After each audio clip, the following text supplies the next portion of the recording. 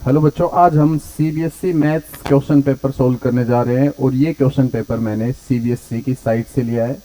और बिना किसी देरी के यहाँ पे सबसे पहले फर्स्ट क्वेश्चन देखते हैं जो मैट्रिक्स है। ठीक है, तो यहाँ पे ए आपको मैट्रिक्स दिया है और आपसे पूछा है ए क्यूब। तो आपको सबसे पहले ए स्क्वायर निकालना है और उसको देख के आप ए क्यूब फटाक से बता सकते हैं एक पैटर्न से। तो ए स्क्वायर निकालते हैं पहले। तो ए स्क्वायर जो होगा वो क्या होगा, ए इंटू ए। तो सबसे पहले ए मैट्रिक्स लिख लेंगे। ए मैट्रिक्स है 5 0 0 0 5 0 0 0 5। फिर ए मैट्रिक्स लिख लेंगे 5 0 0 0 5 0 0 0 5। और अब इनकी करेंगे मल्टीप्लाई।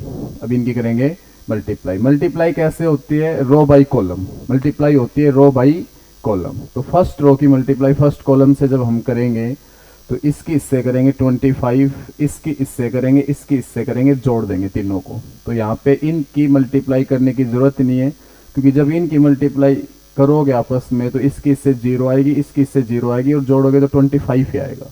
अब इस क्वेश्चन में ज़्यादा समय खराब नहीं करना। अब तू खुद बता, यहाँ 25 आ गया तो यहाँ पे आप इसकी जब इससे मल्टीप्लाई करोगे तो 0 आएगा, 0 आएगा, 0 आएगा, जोड़ने पे 0 आएगा। ठीक है, फर्स्ट रो की फर्स्ट कॉलम से कर दी, फर्स्ट रो की सेकंड कॉलम से कर दी, एंड हम फर्स्ट रो की मैं अब थर्ड कॉलम से करूंगा तो 0 प्लस 0 प्लस 0 फाइनल 0 आएगा। और यहाँ पे तू पैटर्न से इस क्वेश्चन को फटाफट कर सकता है। अब मैं बारी है सेकंड रो की, सेकंड रो की फर्स्ट कॉलम से करेगा तो 0 प्लस 0 प्लस 0 0 आएगा, 0 प्लस 25 प्लस 0 25 आएगा, 0 प्लस 0 प्लस 0 0 आएगा। एज इट इज जब इसकी थर्ड रो की फर्स्ट कॉलम सेकंड कॉलम और थर्ड कॉलम से करेगा तो यहाँ पे 0 प्लस 0 प्लस 0 0 आएगा, 0 प्लस 0 प्लस 0 0 आएगा, 0 प्लस 0 प्लस 25 25 आएगा। तो फाइनल जो अपना स्क्वायर जो आया वो 25 0 0 0 25 0 0 0 25 आया। ठीक है, ए स्क्वायर ये आ गया। अब हमें क्या करना है, क्यूब निकालना है। हमें क्या निकालना है, क्यूब। और क्यूब के लिए आप समझदार हो, ए क्यूब को आप क्या लिखोगे, ए स्क्वायर इंटू ए, ए स्क्वायर इंटू ए लिखोगे। और यहाँ ए स्क्वायर इंटू ए करोगे तो पहले ये मैट्रिक्स आएगा 25 0 0 0 25 0 0 0 25। और अब ए लिखोगे 5 0 0 0 5 0 0 0 5। और मल्टीप्लाई करोगे तो शुरू में दिख रहा है 25 की 5 से करोगे 125 आएगा। और एज इट इज इसी पैटर्न से 125 0 0 0 125 0 0 0 125 बनेगा, जिसको 5 का क्यूब भी लिख सकते हैं। यहाँ हम ऑप्शन देखेंगे, ये बी ऑप्शन अपना बिल्कुल सही होता है। यहाँ पे बी ऑप्शन एकदम करेक्ट है। तो अब हम नेक्स्ट क्वेश्चन की तरफ जाते हैं। नेक्स्ट क्वेश्चन प्रोबेबिलिटी से लिया गया है और प्रोबेबिलिटी में सबसे पहले आपको P of A union B दिया है।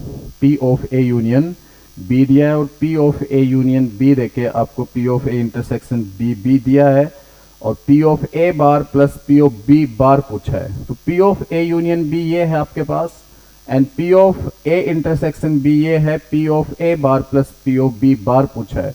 पी ऑफ ए बार को मैं लिख सकता हूँ 1 minus P of A, and P of B bar को लिख सकता हूँ 1 माइनस पी ऑफ बी, ये लिख सकता हूँ। 1 प्लस 1 हो जाएगा 2, and 2 minus P of A minus P of B, अपने पास ये चीज़ आ जाती है। अब मैं इनको थोड़ा सा छेड़ता हूँ, देखता हूँ इनमें से वैसा कुछ आता है। तो यहाँ पे P of A union B दिया है और P of A intersection B दिया है। तो अपने पास एक फॉर्मूला होता है P of A union B का, जो होता है P of A plus P of B minus P of A intersection B. मैं कुछ वैल्यूज है वो पुट करता हूँ और यहाँ से अपने पास P of A plus P of B आ जाएगा, उसको मैं वहाँ यूज कर लूँगा। तो P of A union B की वैल्यू है 0.9, एंड ये है आपके पास P of A plus P of B, and minus P of A intersection B है 0.4, 0.4। यहाँ पे इस 0.4 को इधर पटक दो तो ये आपके पास बन जाएगा P of A plus P of B किसके बराबर, 0.9 प्लस 0.4। और 0.9 प्लस 0.4 जो होगा आपका 1.3 हो जाएगा। ये कितना हो जाएगा, 1.3 1.3 हो जाएगा, ठीक है। और 1.3 जब आप यहाँ लिखोगे 2 माइनस 1.3, तो ये कितना आएगा आपके पास 0.7 आ जाएगा। कितना आ जाएगा 0.7 या 0.7। ऑप्शन डी यहाँ पे आपका सही हो जाता है। तो बेटा ये आपका दूसरा क्वेश्चन था। अब मैं यहाँ पे थर्ड क्वेश्चन की तरफ जाऊंगा। थर्ड क्वेश्चन आपको यहाँ पे हिंदी और इंग्लिश दोनों में दिए गए हैं, तो मैं इंग्लिश वाला पार्ट उठाता हूँ। ए मैट्रिक्स दिया है, बी मैट्रिक्स दिया है, तो ये पूछ रहा है कौन सी स्टेटमेंट करेक्ट है, ठीक है। तो यहाँ पे मल्टीप्लाई कर करके चीजें दे रखी है ना। ए की मल्टीप्लाई बी से लिख रखा है, बी की मल्टीप्लाई ए से लिख रखा है। तो हम मेनली ए और बी की मल्टीप्लाई देख लेते हैं कब फाइंड होती है ना। ए और बी की मल्टीप्लाई हम चेक करेंगे कब फाइंड होगी। तो देखो ए की और बी की मल्टीप्लाई जब भी हम करेंगे तो उनके ऑर्डर लिखेंगे। पहले उनके क्या लिखेंगे, ऑर्डर। तो ए का ऑर्डर क्या है, इसमें 2 रो है 3 कॉलम है, 2 रो 3 कॉलम है। और बी में 3 रो है एंड 2 कॉलम है, 3 रो है एंड 2 कॉलम है, 3 रो है एंड 2 कॉलम है। तो यहाँ पे जब भी हम मल्टीप्लाई करेंगे तो ध्यान देंगे पास पास को देखेंगे। अगर पास पास बराबर है तो मल्टीप्लाई हो जाएगी, पास पास बराबर है तो मल्टीप्लाई हो जाएगी। और जो मल्टीप्लाई आएगी बेटा वो दूर इंटू दूर आएगी। तो ये तो थे पास पास, बराबर थे तो मल्टीप्लाई हो गई। अब मल्टीप्लाई जब भी आएगी सोल्व होके वो दूर इंटू दूर आएगी। तो दूर में एक तो 2 है, एक तो 2 है, दोनों जगह 2 2 है। तो जो यहाँ मल्टीप्लाई आएगी वो 2/2 आएगी। मल्टीप्लाई क्या आएगी यहाँ पे 2/2। तो मैंने ए और बी की मल्टीप्लाई कर ली। अब मैं बी और ए की मल्टीप्लाई भी करके देख लेता हूँ। तो बी का ऑर्डर कितना दिया है 3/2 एंड ए का ऑर्डर दिया है 2/3।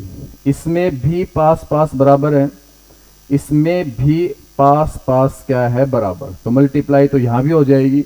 और जो मल्टीप्लाई आएगी वो दूर इंटू दूर आएगी। तो दूर में कौन है यहाँ 3, यहाँ कौन है 3। तो 3/3 की यहाँ पे मैट्रिक्स आपके पास मिलेगी बी इंटू ए, ठीक है। तो अब ऑप्शन की तरफ बढ़ते हैं। ये कह रहा है only A B is defined. ये तो बात गलत है, ए बी डिफाइंड है, ये बात तो है, पर बी ए बी क्या है डिफाइंड है। तो ओनली बोल रहे हैं, तो ओनली की वजह से ए ऑप्शन कट गया, ठीक है। अब बी की बात करें, only B A is defined, only B A is defined, तो ये भी ऑप्शन कट जाता है क्योंकि ओनली बी ए डिफाइंड नहीं, ए बी भी डिफाइंड है, ठीक है। दोनों चीज डिफाइंड हुई है। ये भी सोल्व होके आएगा अच्छा कुछ, ये भी सोल्व होके आएगा अच्छा सा कुछ। तो सी ऑप्शन पे चलते, A B and B A both are defined. हाँ ये ऑप्शन सही जाता है, पर आपको लास्ट तक चेक करना है। लास्ट ऑप्शन में बोल रहा है A B and B A both are not defined. हाँ लास्ट ऑप्शन गलत हो गया, सी ऑप्शन सही हो गया। तो यहाँ पे आपके पास सी ऑप्शन एकदम सही हो जाता है। मैं नेक्स्ट क्वेश्चन की तरफ चलता हूँ। नेक्स्ट क्वेश्चन आपके पास क्वेश्चन नंबर जो 5 है वो है लिमिट से, ठीक है। लिमिट्स से है, ये लिमिट का क्वेश्चन दिख रहा है जो कॉन्टिन्यूटी से उठाया गया है, ठीक है। तो कॉन्टिन्यूस फंक्शन पूछ रहा है at x is equal to 0 पे। फंक्शन के बारे में कह रहा है कि क्या ये कॉन्टिन्यूस है। If function f of x is continuous at x is equal to 0, खुद कह रहा है कि function x is equal to 0 पे कॉन्टिन्यूस है, तो देन a आपको बताना है a क्या होगा। तो अगर कोई फंक्शन कॉन्टिन्यूस होगा तो उसका LHL, RHL और f ऑफ पॉइंट बराबर होता है, या फिर limit x tending to this f of x is equal to f of a के बराबर हो, है ना। तो मैं इसमें आपको शॉर्टकट से बता देता हूँ एकदम फास्ट।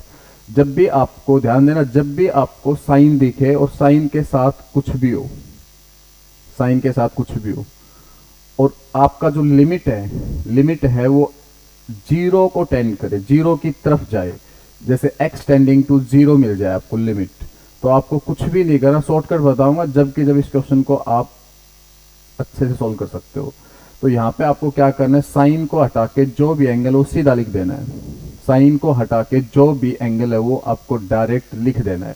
तो भैया यहाँ पे फंक्शन कॉन्टिन्यूस कब होगा, मैं लिख देता हूँ अच्छे से। जब limit x tending to 0 f of x अगर f ऑफ 0 के बराबर हो जाए तो फंक्शन कॉन्टिन्यूस हो जाए, क्योंकि यहाँ पे 0 पे कॉन्टिन्यूटी पूछ रहा है।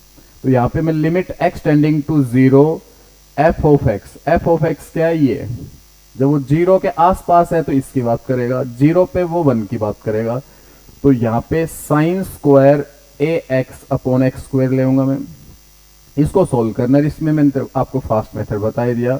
जब लिमिट 0 की तरफ हो तो कुछ नहीं करना, आपको साइन को तो हटा ही देना है बिल्कुल, और जो एंगल है वो सीधा रख दो, ए एक्स रख दो। पर स्क्वायर चल रहा है तो स्क्वायर भी लेना पड़ेगा, नीचे स्क्वायर आएगा ही एक्स स्क्वायर, नीचे वाला तो सेम आएगा।